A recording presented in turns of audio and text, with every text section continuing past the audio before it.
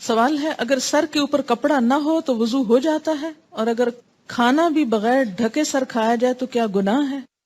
بے ادبی ہے، یعنی ایک انفارمل وے میں کھانا، لیکن گناہ نہیں ہے. ٹھیک ہے، سر کے اوپر کپڑا نہ ہو تو وضو نہیں ہوتا. ہوتا ہے کہ نہیں ہوتا؟ ہو جاتا ہے. اونٹ کا گوشت کھا کر وضو کرنے کا حکم اس لیے دیا گیا کہ اس میں کینا ہوتا ہے، کھا کر سستی ہوتی ہے، اور یہ گوشت ثقیل ہوتا ہے، اس لیے انسان کو نماز کے لیے فریش کرنے کے لیے یہ حکم دیا گیا ہے. ٹھیک ہے. اگر کسی شخص کا وضو بار بار ٹوٹ جائے تو اس کے لیے کیا حکم ہے؟ کیا وہ ہر فرض و سنت نماز کے لیے وضو الگ کرے؟ کیونکہ اکثر ایسا ہوتا ہے. دیکھیے، ایک ہے اکثر ایسا ہو جانا یا کبھی کبھار ایسا ہو جانا، تو دوبارہ وضو کرنا پڑے گا. لیکن ایک ایسی بیماری ہوتی ہے کہ جس میں انتڑیوں کی خرابی کی وجہ سے، انٹسٹائن کے پرابلم کی وجہ سے بعض لوگوں کے بارے میں آتا ہے کہ ان کو ایسی تکلیف ہو جاتی ہے. میں نے کسی ڈاکٹر سے کنسلٹ کیا تھا کیونکہ اکثر لوگ ایسا مسئلہ پوچھنے کو آتے ہیں. تو وہ جو ایسا پرابلم ہو، جو ایک بیماری ہو، تو اس میں اگر ایک رکعت کی دیر بھی نہیں کسی کا وضو رہتا تو اس میں کیا ہے کہ انسان، یا یہ کہ کسی کو وہم ہی لاحق رہتا ہے، تو ایک دفعہ وضو کر کے ایک نماز اس سے پڑھ لے. لیکن کبھی کبھار ایسا ہو جانا یا دن کی 5 نمازوں میں سے 1-2 میں ایسی کوئی تکلیف ہو جانا، تو اس کے لیے یہ حکم نہیں ہے. اس کے لیے حکم یہ ہے کہ آپ اپنے کھانے کی ہیبٹس درست رکھیں، وقت پر کھائیں، صحیح خوراک کھائیں، تو آپ کو وضو کا مسئلہ نہیں ہوگا. ایسی چیزیں مت کھائیں جن کے بارے میں آپ کو پتا ہے کہ آپ کو ان سے الرجی ہے اور سٹمک اپسیٹ ہوتا ہے یا آپ کے وضو میں پرابلم ہوتا ہے. یہ ہر شخص اپنی عادت خود جانتا ہے، اور دین کی حفاظت، نمازوں کی، وضو کی، ان سب چیزوں کی ہماری ذمہ داری ہے. اسی لیے آپ دیکھیں کہ دین صرف چند خانوں میں نہیں بانٹ سکتے، وہ پوری زندگی کا ایک حصہ بن جاتا ہے. لوگ یہ بھی روایت کرتے ہیں کہ جب تک وضو کا پانی جسم پر لگا رہتا ہے ثواب ملتا رہتا ہے. مجھے تو ایسی کسی روایت کا معلوم نہیں ہے. کیا ناک میں پانی چڑھانا فرض میں آتا ہے؟ کس میں آتا ہے؟ سنت ہے، اور زیادہ اوپر تک لے جانا سنت ہے، پسندیدہ ہے. اگر کوئی نہ لے جا سکے اور خطرہ ہو کہ وہ سانس کی نالی میں چلا جائے گا، اتنا ہی چڑھا بیٹھے اور غوطہ کھا جائے، کیونکہ جب پریکٹس نہیں ہوتی تو مشکل ہوتا ہے. لیکن اس کا یہ مطلب نہیں کہ ناک کو صرف ٹچ کرے پانی آپ کا، اس پانی کو کچھ نہ کچھ اندر جانا چاہیے تاکہ اندر کے جرمز اور میل کچیل باہر آئے. اگر قرآن پڑھتے پڑھتے وضو باقی نہ رہے تو کیا قرآن پڑھ سکتے ہیں یا دوبارہ وضو کرنا ہوگا؟ ابھی جو ہم نے مسئلہ پڑھا ہے اس میں کیا آتا ہے کہ آپ پڑھ سکتے ہیں قرآن پاک، حرج نہیں ہے. تحیۃ الوضو کیسے پڑھتے ہیں؟ اس میں یہ کہ وضو کرنے کے فوراً بعد پڑھتے ہیں. یہ نہیں کہ 1 گھنٹہ پہلے آپ نے وضو کیا اور اب آپ تحیۃ الوضو پڑھنے لگے ہیں. یہ وضو کرتے ہی جو 2 نفل پڑھے جاتے ہیں وہ تحیۃ الوضو کہلاتے ہیں، اور ان کا بہت اجر اور ثواب ہے. اگر ساری نمازوں میں نہ پڑھ سکیں تو فجر کی نماز میں پڑھ لیں، آپ تہجد میں پڑھ لیں، 1 دفعہ دن میں کوشش کریں کہ پڑھ لیں. آپ کو معلوم ہے کیوں کتنا اجر ہے اس کا؟ حضرت بلال والی حدیث یاد کر لیں کہ آپ صلی اللہ علیہ وسلم نے فرمایا کہ میں نے تمہاری قدموں کی چاپ جنت میں اپنے آگے آگے سنی، تو تم کون سا ایسا عمل کرتے ہو؟ تو انہوں نے کہا کہ آپ کو معلوم ہو ہی گیا تو میں بتا دیتا ہوں کہ جب میں وضو کرتا ہوں تو میں 2 نفل نماز پڑھ لیتا ہوں. تو اب ہم جب تو نہیں پڑھ سکتے تو کبھی تو دن میں کوشش کریں 1 دفعہ ہو جائے، اگر ہر دفعہ ممکن نہیں، لیکن وہ بھی اسی وقت ہو سکتا نا جب آپ کے پاس وقت ہو. دن میں تو لوگ آپ کو وقت نہیں دیں گے، لیکن فجر سے پہلے اگر آپ وقت پہ اٹھیں تو پڑھ سکتے ہیں، یا پھر تہجد کے وقت میں. کیا پیاز کھانے سے یا لہسن کھانے سے وضو ٹوٹ جاتا ہے؟ بتائیے. نہیں، کچھ بھی کھانے سے وضو نہیں ٹوٹتا، یہ بھی یاد رکھیے، سوائے اس کے کہ گوشت اونٹ کا گوشت ہو، اور وہ آپ کھاتے ہی نہیں ہیں. کیا عورت کے زیر ناف بال صاف کرنے کے لیے ریزر یا کینچی کا استعمال کرنا منع ہے؟ اگر کسی عورت کو کریم سے الرجی ہوتی ہو تو وہ کیا کرے؟ ایسا کچھ بھی منع نہیں ہے. یہ بالکل من گھڑت بات ہے کہ جنازہ بھاری ہو جاتا ہے لوہا لگانے سے. ریزر استعمال کریں، کوئی بھی ایسی چیز استعمال کریں. بلکہ میں سمجھتی ہوں کہ کریمز کی نسبت زیادہ بہتر ہے، کہ کریمز میں بعض اوقات ایسے کیمیکلز ہو سکتے ہیں کہ جو آپ کی سکن کے لیے بہتر نہ ہو. آپ کو پتہ ہے حدیث میں کیا الفاظ آتے ہیں؟ میں نے آپ کو پہلے بھی سنائے تھے، حلق الآن و نطف الابط. ابھی بھی یہ لفظ گزرے ہیں نطف الابط. حلق الآن، حلق کہتے ہیں اس طرح استعمال کرنا، یہ ریزر استعمال کرنے کو، یعنی زیر ناف بال ریزر سے صاف کیے جائیں اور انڈر آرمز بال جو ہیں ان کو اکھیڑا جائے. بہت سے لوگ شروع میں ہی جب بال نرم ہوتے ہیں بچیوں کو تو بتا دیتے ہیں، پھر وہ نکلتے بھی بہت کم ہے. یعنی ویکسنگ جس کو آپ کہتے ہیں، ویکس استعمال کی جائے. انڈر آرمز کے لیے. لیکن اگر تکلیف ہوتی ہو تو مجھے یہ سمجھ میں نہیں آتی کہ باقی سب جگہوں کی تکلیف نہیں ہوتی، لیکن جہاں سنت کا معاملہ وہاں تکلیف ہوتی ہے. یہ پسندیدہ ہے، اگر نہیں تو انڈر آرمز بھی اگر آپ ریزر استعمال کرنا چاہیں تو کر سکتے ہیں. ٹھیک ہے. وضاحت کر دیجئے کہ انگلیوں کا خلال جو ہے وضو شروع کرتے وقت یہ کس وقت کرنا ہوگا؟ جب آپ بازو دھو لیں، مسح کر لیں، پاؤں دھونے سے پہلے. موزوں کے مسح سے کیا مراد ہے؟ کیا اس کا مطلب یہ کہ ہاتھ گیلے کر کے موزوں کے اندر لے جائیں یا پھر پیروں پر ہی پھیر لیے جائیں؟ یا اس کا مطلب ہے کہ ہاتھ گیلے کر کے موزوں کے اوپر ہی پھیر لیے جائیں؟ اس طرح جوتوں کے مسح کے بارے میں بتا دیں. مسح کا طریقہ یہ ہے کہ پانی سے ہاتھ گیلے کیے جائیں اور پاؤں کی انگلیوں سے ہاتھ شروع کر کے اوپر پنڈلی تک لے جایا جائے. اس سے مسح ہو جاتا ہے. نیچے کی طرف سے یعنی تلوے کی طرف سے ہاتھ پھیرنے کی ضرورت نہیں. حضرت علی رضی اللہ تعالیٰ عنہ کا قول آپ کو یاد ہوگا کہ اگر دین جو ہے وہ عقل پر مبنی ہوتا تو پاؤں کے نیچے سے ہاتھ پھیرے جاتے، کیونکہ زیادہ میلا حصہ تو نیچے کا ہوتا ہے، لیکن سنت یہی ہے کہ اوپر سے ہاتھ پھیرے جائیں. اگر کوئی شخص ایک ہی دفعہ دھوتا ہے تو وضو ہو جاتا ہے، لیکن ثواب کس میں ہے؟ 3 دفعہ دھونے میں. اور اس سے آگے بڑھ کر 4 دفعہ دھونے میں ثواب نہیں، ناپسندیدہ ہے، زیادتی ہے، اسے اچھا نہیں سمجھا گیا. آپ صلی اللہ علیہ وسلم ناراض ہوئے. ٹھیک ہے. لیکن اگر جیسے صابن وغیرہ لگا دیا ہے تو پہلے آپ صابن اتارنے کو الگ سے دھو لیں، لیکن وضو کی نیت سے 3 ہی دفعہ دھوئیں، اس سے زیادہ نہیں دھوئیں. ٹھیک ہے. اگر ہم سفر کر رہے ہوں، وضو قائم ہو، راستے میں نماز کا وقت ہو جائے، ایسی حالت میں اگر ویٹ ڈسچارج ہو جائے تو کیا کیا جائے؟ کیونکہ عموماً سفر کے دوران واش رومز اویلیبل نہیں ہوتے. استنجا کس طرح کیا جائے؟ کیا ایسی صورت میں صرف وضو کر کے نماز پڑھ لیں؟ اگر تو وہاں واش روم ہے تو خود کو صاف کر لیں، اگر واقعی نہیں ہے کوئی چیز ایسی تو وضو کر کے نماز پڑھ لیں. جہاں موقع آئے وہاں استنجا کر لیں. اگر وضو کے لیے بھی پانی نہ ملے تو ایسی حالت میں صرف تیمم کر کے نماز پڑھ لی جائے. جی ہاں، کیونکہ سفر کے دوران ایسی مشکلات پیش آتی ہیں. نیز یہ کہ ایسی صورت میں کپڑے بدلنا یا ان کو کہیں ٹھہر کر پاک کرنا ممکن نہیں ہوتا تو کیا کیا جائے؟ انسان کو جب پتا ہے کہ اس کی ایسی کوئی کیفیت ہے تو اس کے لیے کچھ نہ کچھ پیڈ وغیرہ یا کوئی چیز استعمال کر لے کہ جس کو بوقت ضرورت پر ہٹا کر انسان مکمل پاکی کی حالت میں نماز پڑھ لے. لیکن اگر کوئی بھی ایسی صورت نہ ہو تو معذوری کے احکامات عام حالات سے مختلف ہوتے ہیں، اس میں ان چیزوں کی رخصت ہوتی ہے. ماربل پہ تیمم نہیں ہوتا، صعیدن مٹی پہ ہوتا ہے، پتھر پہ نہیں. جس چیز پر مٹی نہ ہو اس پہ تیمم نہیں ہوتا. جیسے کپڑے کے اوپر مٹی ٹھہرتی نہیں، اندر جذب ہو جاتی ہے نا، تو اس سے نہیں ہوتا. تیمم مٹی سے ہوتا ہے، پاؤڈر سے بھی نہیں ہوتا. وضو کرتے ہوئے ناک میں پانی ڈالنے کا ایک طریقہ یہ بتایا جاتا ہے کہ دائیں ہاتھ سے چلو بنا کر پانی لیں اور ناک میں چڑھائیں، اور بائیں ہاتھ کی چھوٹی انگلی سے ناک صاف کریں، خلال کریں ناک کے اندر. جی ہاں، اگر ضرورت ہو تو خلال کریں، ورنہ ناک کا خلال کوئی سنت نہیں ہے. ٹھیک ہے. صرف پانی ڈال کر اس کو نکال کر جھاڑنا ناک کو کافی ہے. کسی کو وائٹ ڈسچارج زیادہ ہوتا اور نماز کے دوران ہی ہونے لگے تو کیا کیا جائے؟ ایک دفعہ وضو کر کے پوری نماز پڑھ لے. ٹھیک ہے. کیونکہ بعض اوقات شک بھی ہوتا ہے، اور شک کا علاج کیا کہ ایک دفعہ آپ نماز شروع کریں تو بس پھر کنسیڈر نہیں کریں اس کو. اسی طرح بعض لوگوں کو ایک وہم کی بیماری ہوتی ہے. ایک شخص آپ کے پاس شاید آیا اور اس نے پوچھا کہ میں وضو سے تسلی نہیں ہوتی.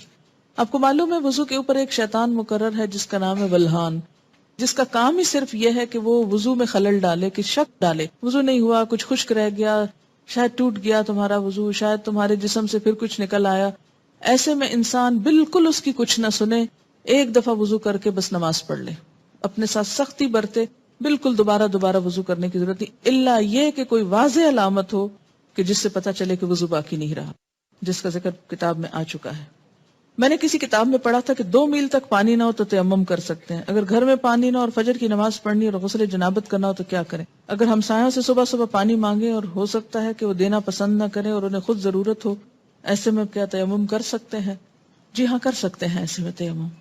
اس لیے کہ بسا اوقات جب پانی نہیں ہوتا تو اکثر گھروں میں نہیں ہوتا، بجلی نہیں ہوتی ہے، اور بلا وجہ دوسروں کو تکلیف دینا، کسی حدیث سے یہ نہیں پتا چلتا کہ 2 میل یا 3 میل کی بات. وہ تو ایک احتیاطاً یہ بات کہی گئی کہ مثلا اگر کنواں ہے، گھر سے چند قدم کے فاصلے پر، انسان سستی کے مارے وہاں سے پانی نہ لینے جائے. ایک حدیث میں آتا ہے کہ اللہ تعالیٰ کی دی ہوئی رخصتوں کو استعمال کرنا بھی اللہ تعالیٰ کے لیے اتنا ہی پسندیدہ ہے جتنا اس کی لگائی ہوئی پابندیوں کو اختیار کرنا. اگر سر میں مہندی لگائی جائے تو کیا اس پر سر کا مسح ہو سکتا ہے وضو کرنے کی صورت میں؟ جی، گیلے ہی بال ہوتے ہیں نا، اگر بالکل مہندی اس طرح تو شاید نہیں لگتی کہ اس میں سے بال کچھ بھی نظر نہ آئے، ہو سکتا ہے. لیکن اگر اس کے اوپر آپ نے کچھ اور پہن لیا ہے تو وہ نہ پہنے، جیسے پلاسٹک وغیرہ کا کچھ بیگ یہ شاور کا ہے. مسواک کرتے ہوئے اگر ساتھ ساتھ دعا کریں دل میں اور ذکر کریں اور اس کو سنت کی نیت سے نہیں ایسے ہی تو کیا یہ درست ہے؟ تو کیا ساری دعائیں منہ میں مسواک ڈال کے یاد آتی ہیں؟ اور اس وقت یعنی مسواک کرتے ہوئے مسواک کریں اور جلدی جلدی نکلیں وہاں سے کہیں اور جا کے دعائیں کریں مصلی پہ بیٹھ کر. کہتے ہیں منہ سے زور سے کہکا مارنے سے وضو ٹوٹ جاتا ہے. یہاں صبح سے آپ وضو کر کے آتے ہیں اور آپ کو ہنسایا جاتا ہے اور بات بات پہ آپ کہکے لگاتے ہیں تو اس سے وضو ٹوٹ تو نہیں جاتا؟ نہیں. نماز کی حالت میں اگر کہکا لگایا جائے تو نماز ٹوٹ جاتی ہے، وضو نہیں ٹوٹتا. کیا انڈر لیگز بال ویکس کر سکتے ہیں؟ آپ کی مرضی ہے، منع نہیں ہے. وضو کرتے وقت اگر بسم اللہ پڑھنا بھول جائے تو کیا وضو دہرائیں نہیں، ہو جاتا ہے وضو. مغرب کے بعد ناخن نہیں کاٹنے چاہیے، ایسی کوئی بات نہیں. ناک میں پانی چڑھانا سائنسز کے علاج کے لیے مفید ہے. کسی نے کمنٹ بھیجا حاجت کے نفل کے لیے کیا الگ وضو کرنا ہوگا؟ آپ نے حدیث پڑھی تھی کہ آپ صلی اللہ علیہ وسلم نے فتح مکہ کے موقع پر ایک ہی وضو سے کئی نمازیں ادا کی تھی.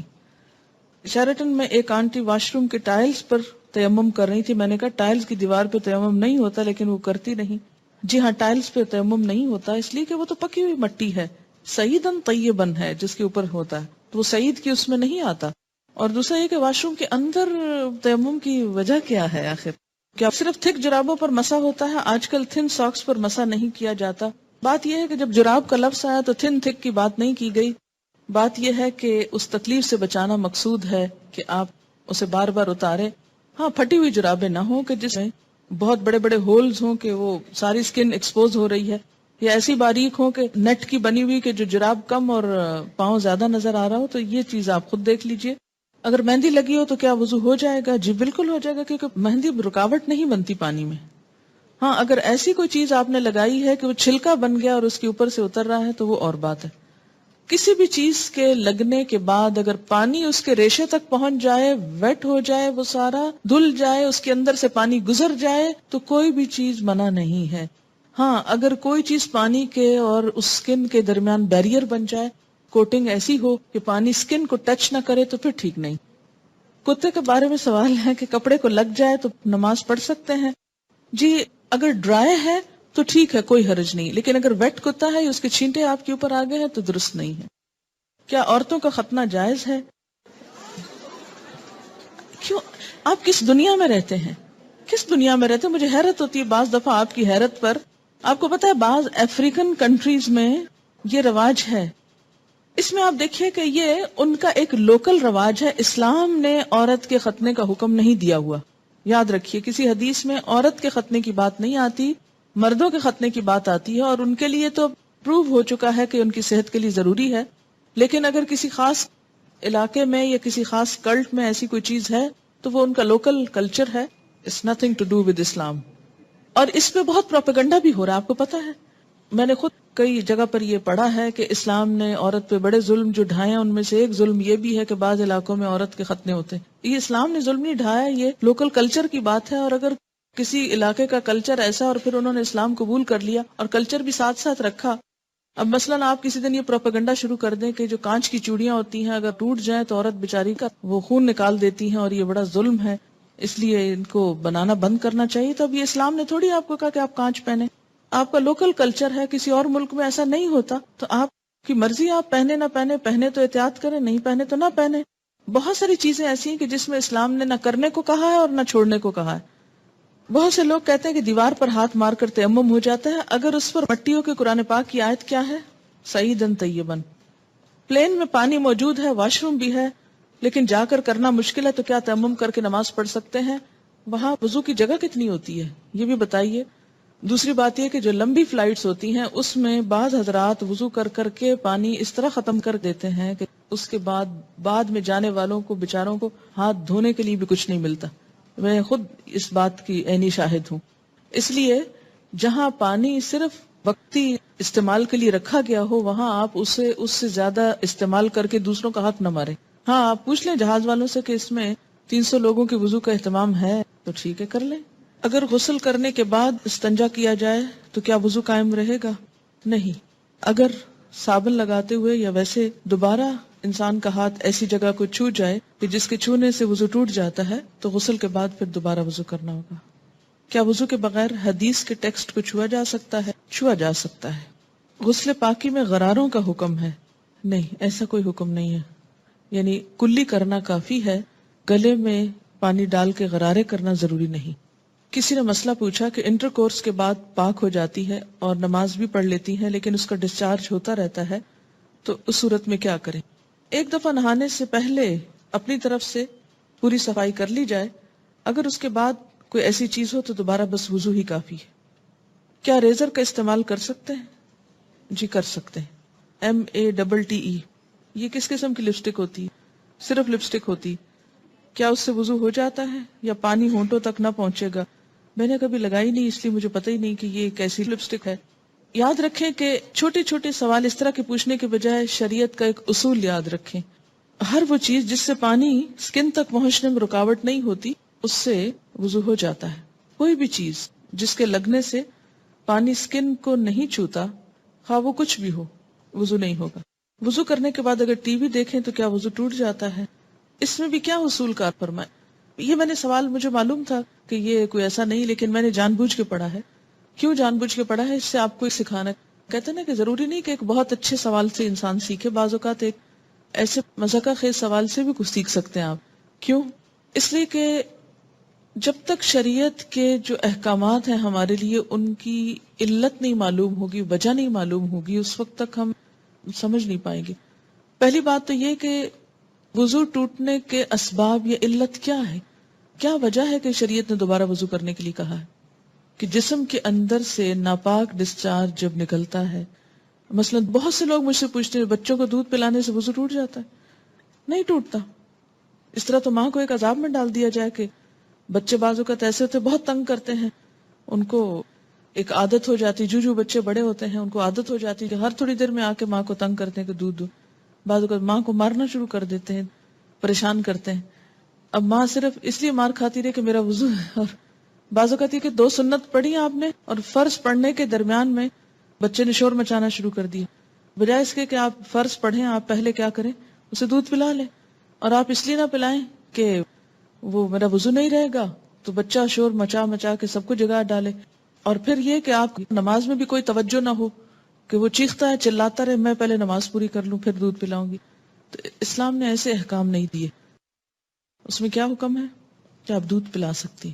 اسی طرح بعض اوقات زکام ہو جاتا ہے آپ کو، تو زکام سے وضو نہیں ٹوٹتا آپ کا، اگرچہ وہ ناک سے کوئی ناپاک ڈسچارج بھی نہیں، لیکن اس کو صاف بھی نہیں کہہ سکتے، طیب بھی نہیں آتا، ہاں اس سے بھی وضو نہیں ٹوٹتا. اسی طرح آنسو ہے، آنسوؤں سے بھی وضو نہیں ٹوٹتا. کہ ایک شخص 1 گھنٹہ رو لیا ہے اور اس کے بہت آنسو بہ لیے، تو اس سے بھی اگر زیادہ بہا سکتا تو بہا لے اپنا دل ٹھنڈا کرنے کو، وضو نہیں ٹوٹے گا. ٹھیک ہے. تو عربی میں ایک اصطلاح استعمال ہوتی ہے، اگر وہ یاد رہے آپ کو تو بہت آسانی ہو جائے گی، کہ سبیلین سے جو کچھ نکلتا ہے اس سے وضو ٹوٹتا ہے. سبیلین 2 راستوں کو کہتے ہیں، یعنی ناپاک ڈسچارج کے 2 راستے جو ہیں، سبیل کہتے ہیں نا راستے کو، تو سبیلین دونوں راستوں سے. اور اس سے مراد یعنی یہ ایک ٹرم استعمال کی جاتی ہے بجائے ان دونوں جگہوں کے نام لینے کے. گفتگو میں جو الفاظ انسان استعمال کرتا ہے اس سے انسان کی شخصیت کی عکاسی ہوتی ہے کہ اس کا مزاج کیسا ہے. جن کا مزاج گندا ہو وہ گندی باتیں کرنے اور گندے الفاظ بولنے کو انجوائے کرتے ہیں، لیکن ایمان، گندگی اور ناپاکی اور یہ تمام چیزیں جو ہیں یہ ایک دوسرے کی ضد ہیں. یہ انسان کی ضروریات میں سے تو ہیں، اسی لیے انسان کیا کہتا ہے، اپنی ضرورت سے فارغ ہونا.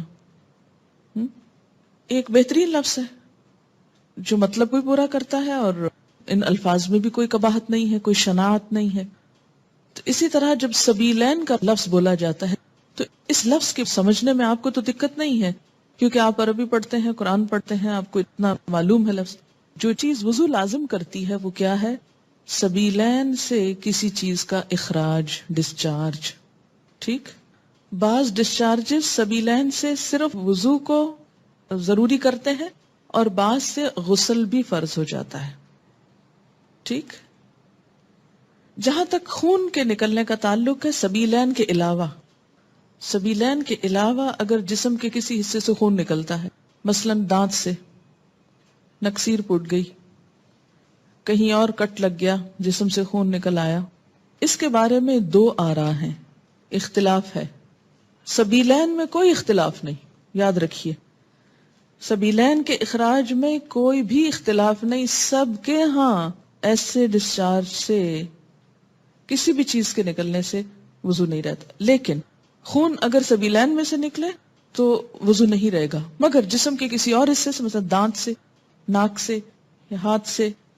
اس کے بارے میں دو رائے ہیں. دو کون سی رائے ہیں؟ ایک رائے یہ ہے اگر اتنا نکلے کہ ایک قطرہ بن کے بہہ جائے، بہنے والا خون نکلے تو وضو نہیں رہتا. ٹھیک ہے؟ بہنے سے مراد کیا ہے؟ مثلا کٹ لگا، پہلے رستا رہا، پھر کٹھا ہوا، کٹھا ہو کے ڈراپ گر گیا تو وضو ٹوٹ گیا. ایک یہ رائے.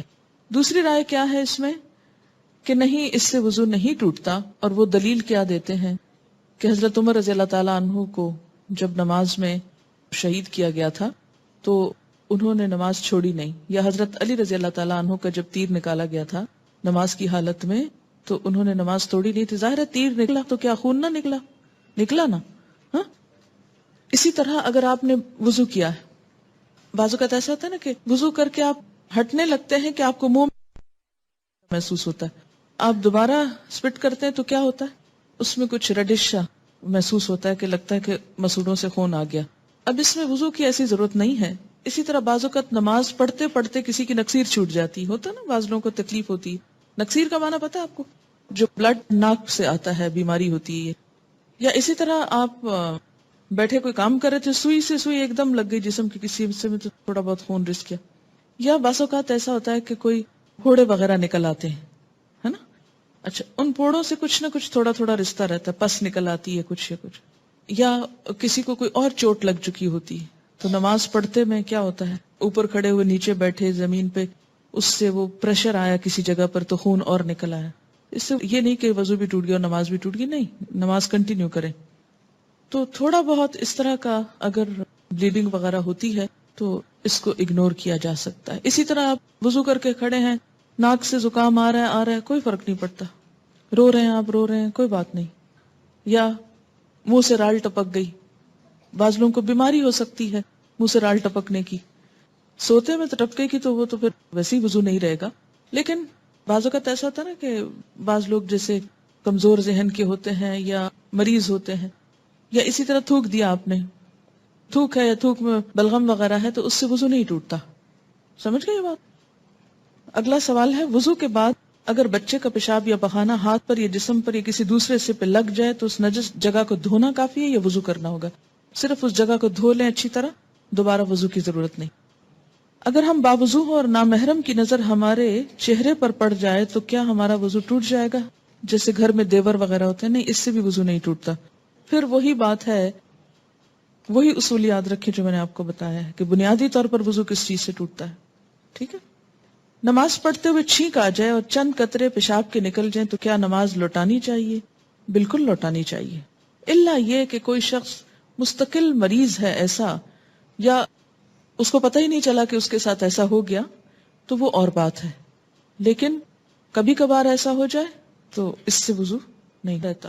یعنی مریض کیا، یعنی بعض اوقات بہت بوڑھے لوگ ہوتے ہیں تو ان کے اعصاب کمزور ہو جاتے ہیں، وہ خود پہ کنٹرول نہیں رکھ سکتے، ان کو ایسے امراض لاحق ہو جاتے ہیں کہ ان کا پیشاب رستا رہتا ہے، پتہ ہی نہیں چلتا، ان کو فیل ہی نہیں ہوتا عام حالات میں، یا پھر کھانسی میں یا چھینک میں.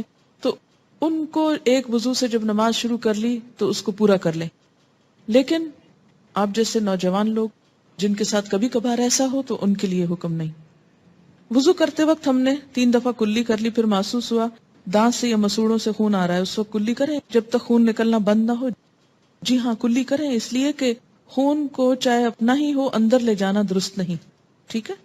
الا یہ کہ پتہ نہ چلے، آپ مثلا کھانا کھا رہے ہیں تو ہو سکتا ہے کہ آپ کے مسوڑوں سے خون نکل کے کھانے میں شامل ہو کے اندر جاتا ہو، اس لیے نہایت ضروری ہے کہ مسواک اکثر کیا کریں تاکہ ایسی بیماری نہ ہو.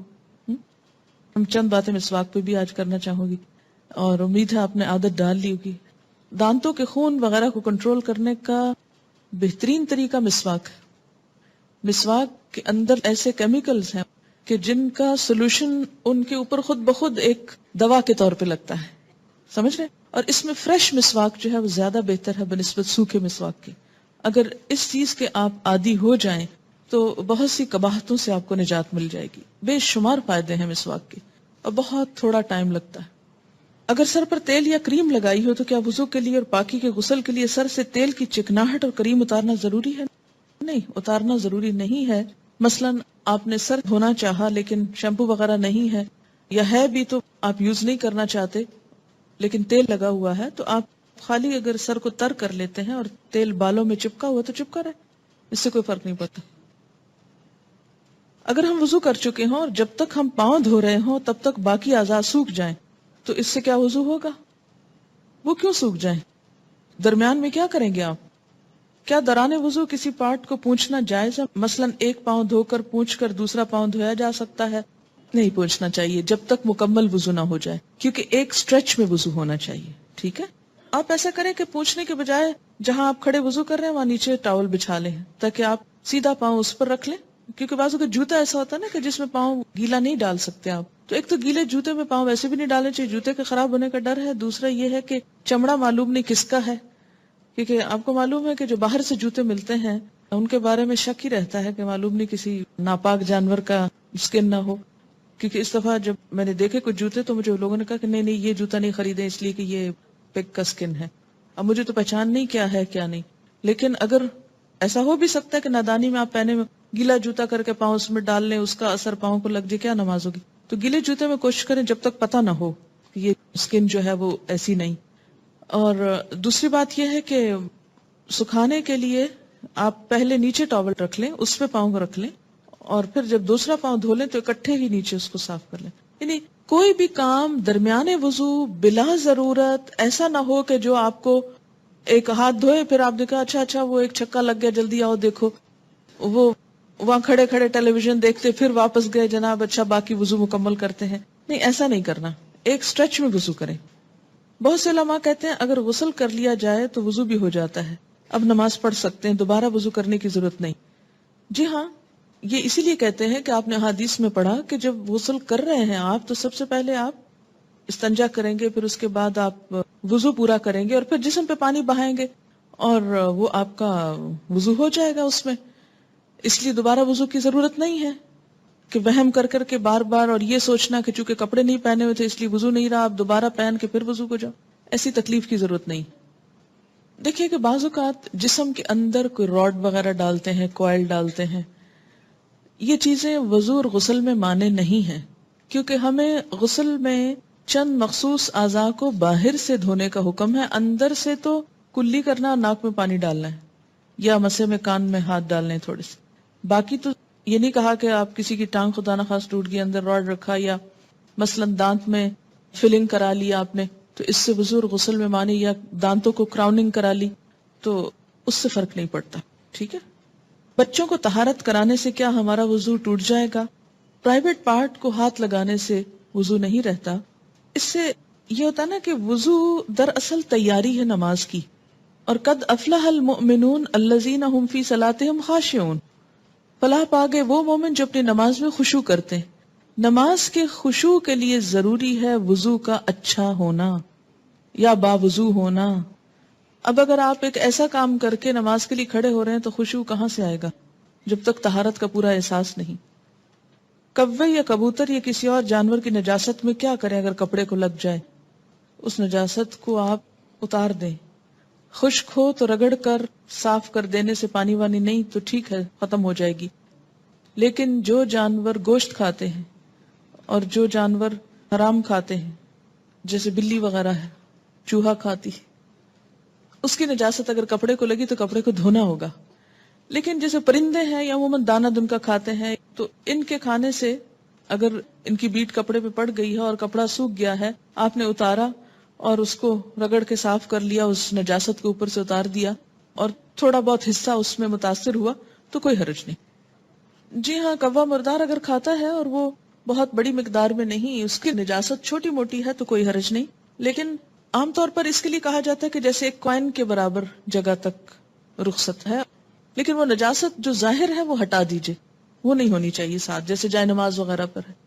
بعض اوقات ایسا ہوتا ہے نا کہ جیسے آپ نماز پڑھ رہے ہیں اور سر پہ کچھ پٹخا آ کے سمجھ نہیں آتی کہ یہ بارش کا قطرہ ہے یا کوئی اور چیز پڑی ہے آ کے، تو ایسے میں نماز نہیں توڑیے، پڑھ جائیے نماز. کیا وضو کرتے وقت باتیں کر سکتے ہیں؟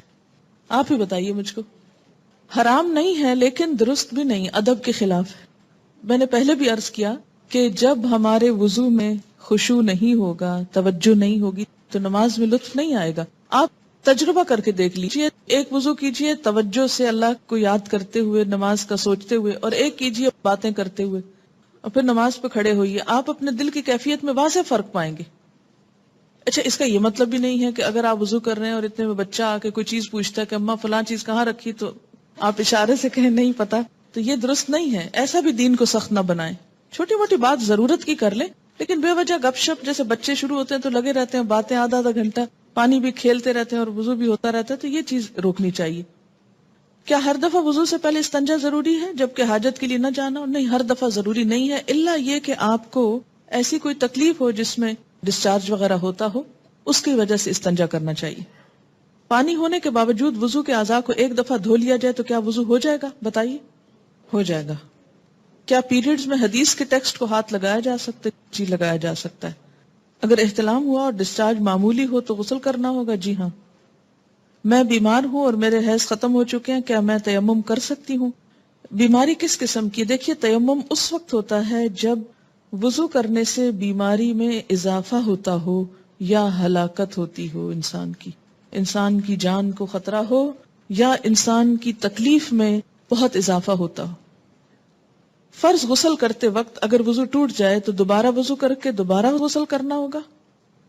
نہیں، دوبارہ وضو کرنا ہوگا، دوبارہ غسل نہیں کرنا ہوگا. ٹھیک ہے. کیا وامٹنگ سے وضو ٹوٹ جاتا ہے؟ بتائیے آپ.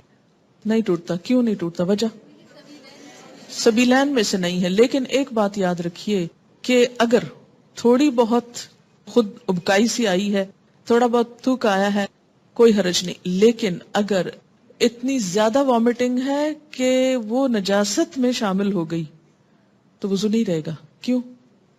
کیونکہ نجاست ہے نا اصل چیز. یعنی جو کھانا آپ کھاتے ہیں وہ پھر سبیلین سے نکلتا ہے. لیکن اب کیا ہوا کہ وہ اندر کافی دیر رہنے کے بعد ڈائجسٹ ہونے کی بجائے ناپاک بھی ہو چکا ہے، ایک طرح سے ویسٹ بن چکا ہے، اور پھر وہ دوبارہ منہ کے راستے سے نکل آیا، تو ایسی صورت میں پھر وضو کرنا ہوگا. یعنی وامٹنگ کی بھی قسم ہو سکتی ہے. ایک معمولی قسم کی ہلکا پھلکا پانی سا منہ سے نکل آیا، اور ایک یہ ہے کہ بہت زیادہ مقدار میں.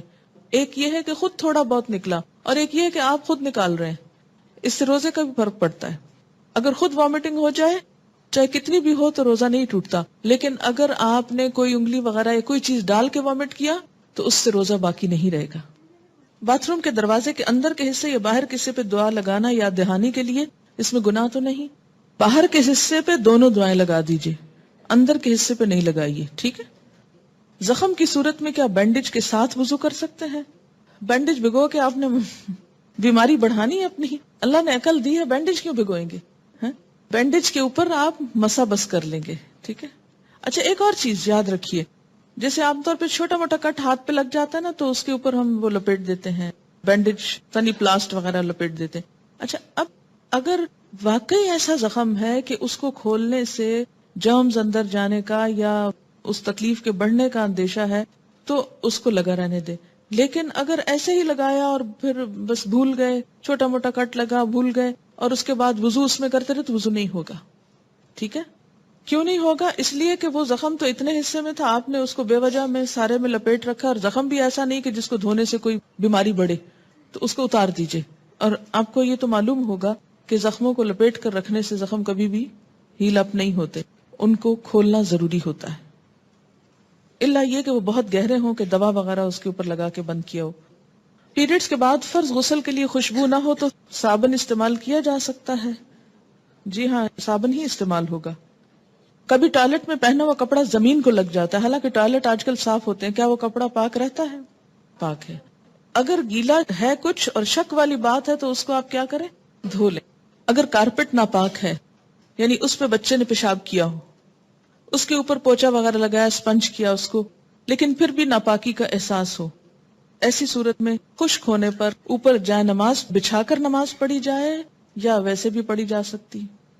افضل یہی ہے کہ جائے نماز بچھا کر نماز پڑھی جائے. لیکن اگر اسپنجنگ ایسی ہوئی ہے کہ اس سے نجاست کا اثر ختم ہو گیا ہے اور خشک ہونے پر وہ بالکل اسمیل وغیرہ ہر چیز چلی گئی، تو بغیر جائے نماز کے بھی نماز ہو جائے گی. ٹھیک ہے, ڈپینڈ کرتا نا اسپنجنگ کی آپ نے کس طرح کی ہے, کارپیٹ کی نوعیت کیا ہے.